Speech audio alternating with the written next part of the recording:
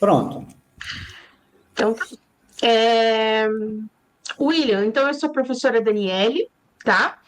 E eu vou acompanhar então a sua apresentação. Você tem de 10 até 15 minutos, né, para gente para esse momento aí da apresentação. Fique bastante à vontade para você então dar início. Ok. Uma boa tarde a todos, né? Gostaria de saudar toda a banca examinadora aí dos professores, sobretudo o meu professor orientador, né, o professor mestre José Carlos Moraes. Meu nome é William de Araújo Gomes Costa, estou falando aqui do Polo de Palmeira dos Índios, Alagoas, do curso de Teologia e Doutrina Católica, e o tema da minha apresentação é a oração como meio de santificação, segundo Santo Tomás de Aquino. Então, uma breve introdução.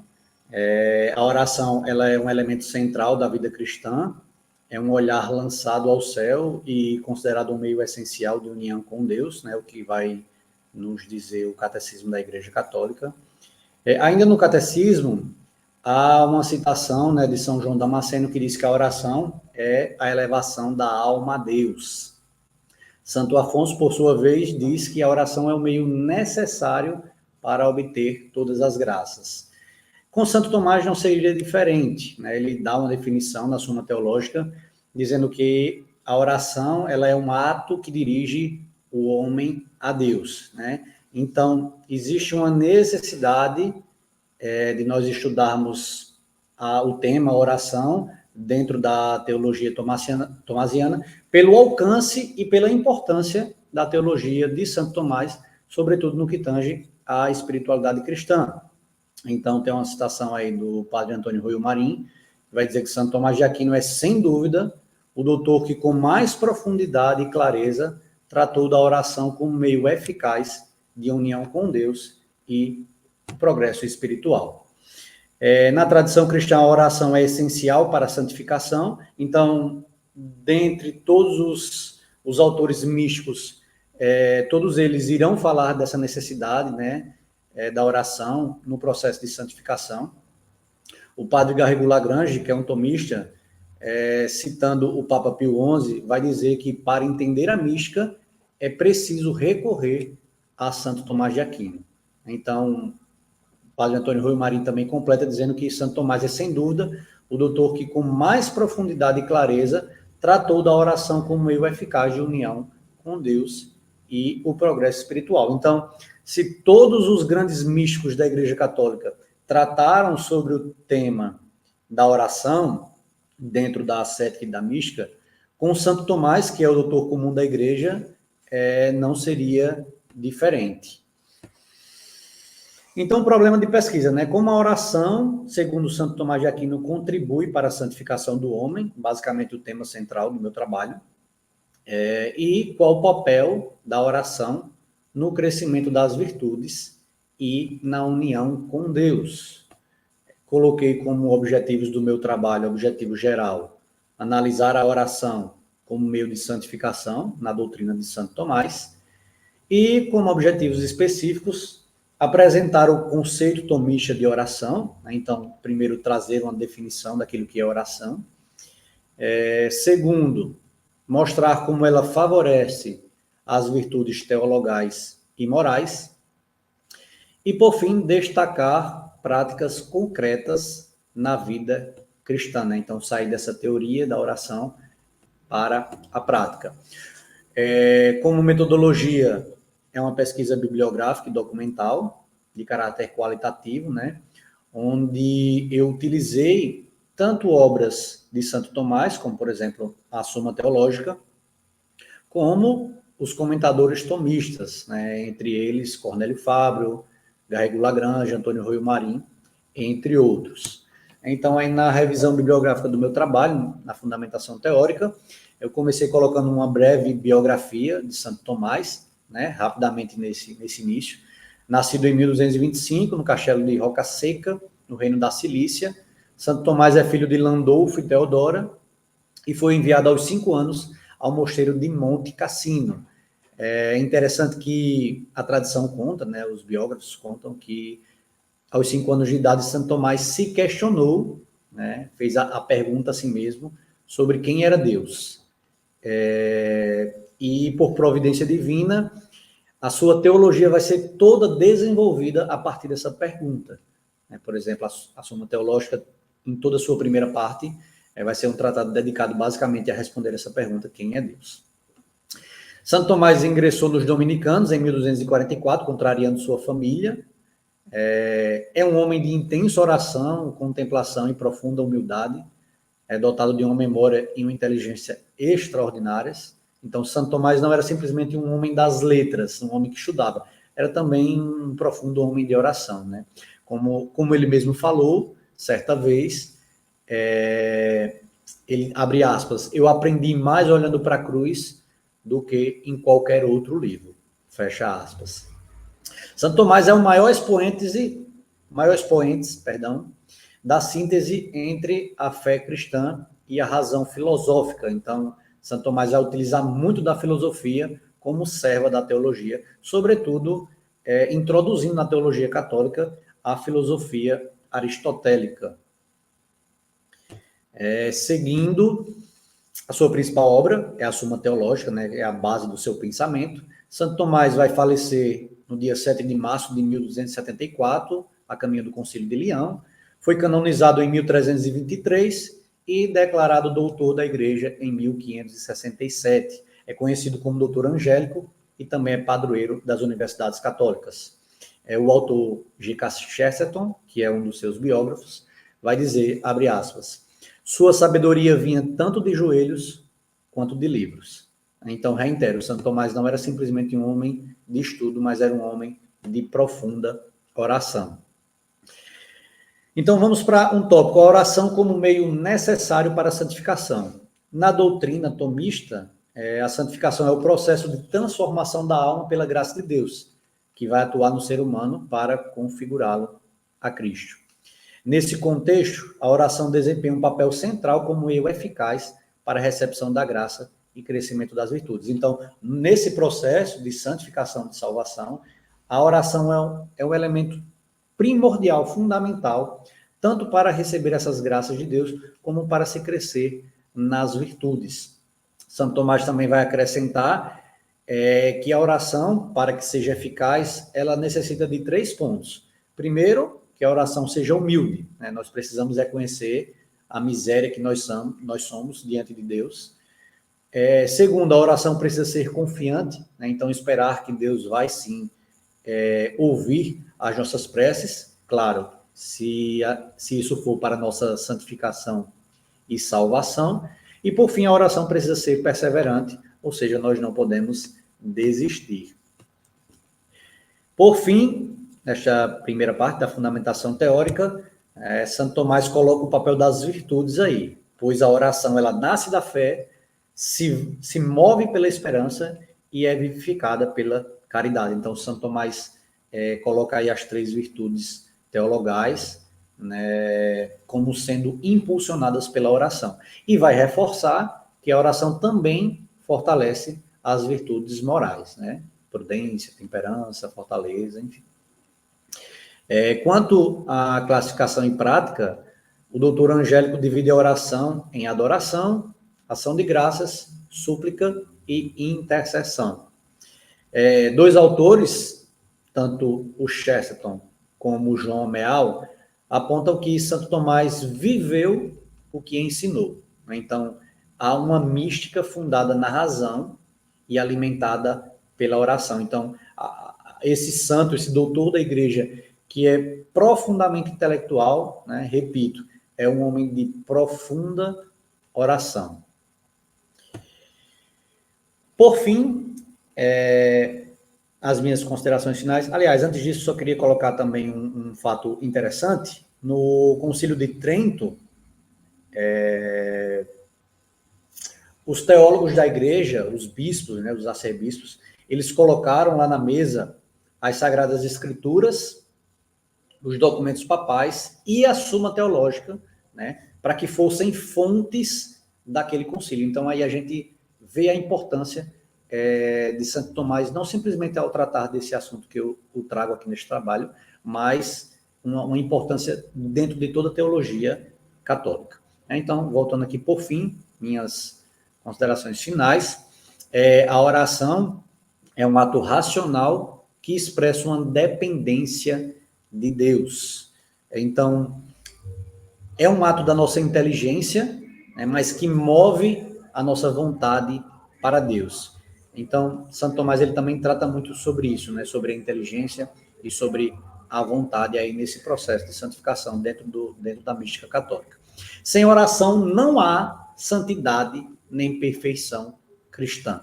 Né? Não somente Santo Tomás, mas todos os outros místicos da igreja apontam para esse ponto. Não há nenhum santo, em toda a história da igreja, que não fosse um homem de profunda oração. Não há perfeição cristã fora da oração cristã.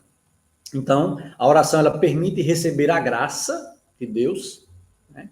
Crescer nas virtudes e intensificar a caridade. Então, no processo de santificação, nós precisamos da graça, nós precisamos crescer nas virtudes e aumentar a caridade que há em nós.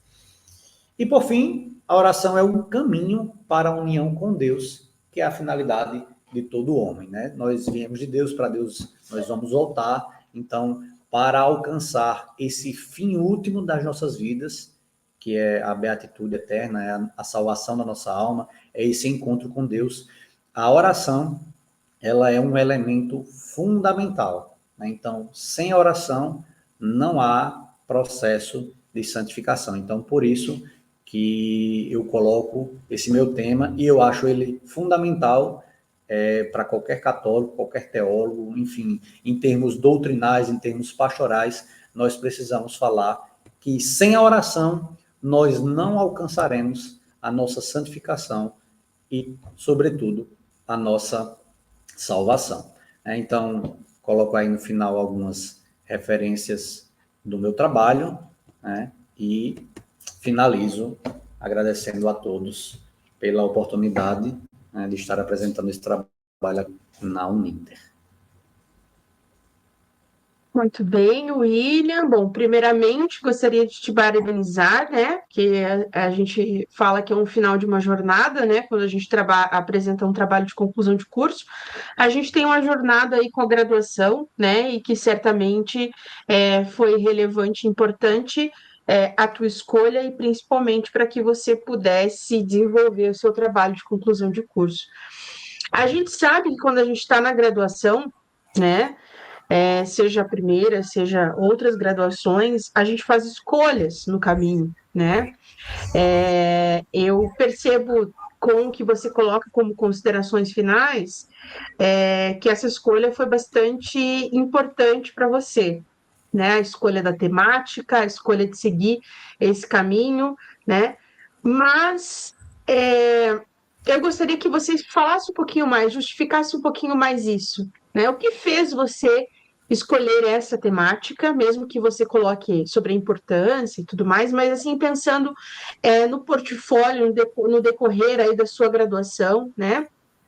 O que fez você escolher essa temática? Tá. Olha, em termos pastorais, Daniele, eu acho que o católico, aquele que está na paróquia, que frequenta, o teólogo que estuda, ele precisa entender que não há catolicismo sem a oração. Sobretudo os teólogos, que são homens das letras, que estudam, mas tem uma famosa frase do bispo Dom Henrique Soares, que vai dizer, o teólogo sem oração, ele é um charlatão, né? Então, em termos pastorais, eu coloco primeiro isso, em termos pastorais, há uma necessidade que o católico, e também de outras religiões, o protestante, o cara lá da Assembleia de Deus, da Adventista, é extremamente necessário que ele entenda que para que haja uma união com Deus, se faz extremamente necessário a oração, né? Então, em termos pastorais, eu acho que essa é a importância do meu trabalho, né? Para que as pessoas que leiam entendam e sejam movidos a viver a vida de oração, a vida espiritual, né? Porque sem ela não há união com Deus. né? E Uhum. de forma doutrinária, já não falando agora de forma pastoral, mas de forma doutrinária, né? Eu simplesmente trago o pensamento de um grande doutor da igreja, um homem assim que desenvolveu a teologia, a filosofia católica, não somente na época medieval, mas que isso vai corroborando até hoje, né? Então, eu trago essa contribuição de Santo Tomás no âmbito da ascética e da mística, que também é pouco conhecido, porque quando se fala de ascese mística, se remete muito a Teresa d'Ávila, São João da Cruz, né? Santa Teresinha do Menino Jesus, e Santo Tomás, assim, ele é enorme, ele é grande demais, né? É como uma catedral gótica, como os papas costumavam dizer. Então, assim, a contribuição do meu trabalho no âmbito pastoral é essa, e no âmbito doutrinário é trazer a visão de Santo Tomás e dos tomistas, né, para a importância da oração, porque sem oração não há salvação. Uhum. Eu até a outra pergunta que eu ia fazer, que você já acabou respondendo, era a escolha, né, no âmbito que você fala, que você comenta da doutrinação, até pela escolha de São Tomás de Aquino, né? E aí, bem uma curiosidade mesmo agora, assim, sabe? Porque eu estava, enquanto eu li o seu trabalho e vendo o título do seu trabalho, já me trouxe essa inquietação. Do ponto de vista linguístico, eu sei qual é a resposta, mas eu gostaria de saber o seguinte: a gente observa ou a gente escuta, né, nos diversos âmbitos, inclusive na Igreja Católica, enfim, é, do ponto de vista bem linguístico mesmo, a diferença entre são e santo é apenas uma readaptação do latim e tudo mais. Mas eu gosto, porque a gente sempre ouve, né, São Tomás de Aquino, até por conta da concepção de consoantes e tudo mais. Mas eu gostaria, é uma curiosidade, tá? Gostaria de saber o seguinte, do ponto de vista acadêmico, de escrita, é, existe uma diferença quando a gente trata pelo título de São ou de Santo, ou a gente usa o santo num âmbito mais formal, ou não? É Tá, uma curiosidade mesmo, tá? pronto. Do âmbito de vista linguístico, a Igreja Católica, ela utiliza são e santo, sempre para uma pessoa só, claro. Então, do âmbito de vista doutrinário, não tem diferença entre o são e o santo. Uhum. Mas do ponto de vista linguístico, sim. Então, quando o segundo nome do santo ele começa com uma vogal, nós usamos Uhum. santo. Então, por exemplo, Santo Antônio, Santo Alberto Sim. Magno, né? Então, Uhum. começou com vogal, nós utilizamos santo. Não começou com vogal, começou com consoante, nós utilizamos são. Aí vem a pergunta: e Santo Tomás, que começa com consoante, Aham. né? Por que Isso. não são? Essa é a minha dúvida. Pronto, então vamos lá. Alguns tomistas, né, eles costumam dizer que é pela grandiosidade de Santo Tomás. Então, assim, ele é colocado em um patamar diferente, né? Ele é o doutor Entendi. da igreja, ele é o doutor comum, ele é o mais santo entre os doutores, e o maior doutor entre os santos. Então, assim, é como se ele estivesse num patamar diferenciado. Então, por isso, né, se utiliza Santo Tomás. Mas quem quiser usar São Tomás, não está errado. Entendi, entendi. É que a concepção linguística eu entendia, mas a especificidade para São Tomás de Aquino, até porque quando a gente lê muitos recursos históricos, a gente usa o São Tomás de Aquino, né? Eu não, agora já compreendi essa diferença. Muito bem, William, gostaria de agradecer bastante, né, pela sua apresentação. Você está super de parabéns, você demonstrou um domínio bastante do conteúdo, né? Vi que estava bem preparado, inclusive teve orientação do professor Moraes, e aqui, junto o seu trabalho também, que eu verifiquei, estava bastante bem organizado, o que provou aí com a sua apresentação. Então, gostaria de te parabenizar, tá? Você tem como nota de apresentação 100, então, que fará a média aí para a sua disciplina de TCC, tá? Meus parabéns. E, Obrigado. mais uma vez, parabéns pela finalização da graduação, né? Como eu falei, é um caminho aí que a gente percorre de alguns anos, mas que certamente a gente colhe muitos frutos. E a gente observa aí pela sua fala, pela segurança que você tem, que você falou, que você está colhendo bastante fruto. Então, os encaminhamentos serão feitos, a parte burocrática, tá? Estou encaminhando agora a ata para o lançamento, a ata de defesa, que consta aqui os critérios e tudo mais para o lançamento da Sonop, tá?